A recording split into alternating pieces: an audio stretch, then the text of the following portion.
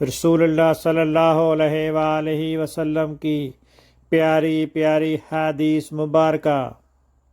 Please like and subscribe for more hadiths.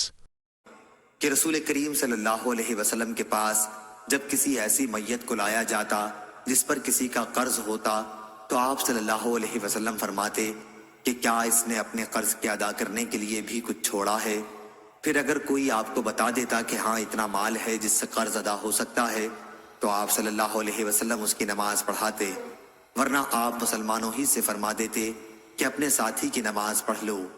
پھر جب اللہ تعالیٰ نے آپ پر فتح کے دروازے کھول دیے تو آپ صلی اللہ علیہ وسلم نے فرمایا کہ میں مسلمانوں کا خود ان کی ذات سے بھی زیادہ مستحق ہوں، اس لیے اب جو بھی مسلمان وفات پا جائے اور وہ مقروض رہا ہو تو اس کا قرض ادا کرنا میرے ذمہ ہے، اور جو مسلمان مال چھوڑ جائے وہ اس کے وارثوں کا حق ہے۔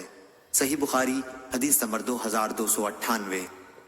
اللہ تعالیٰ اس کے چہرے کو روشن کرے جو حدیث مبارکہ سن کر آگے پہنچائے۔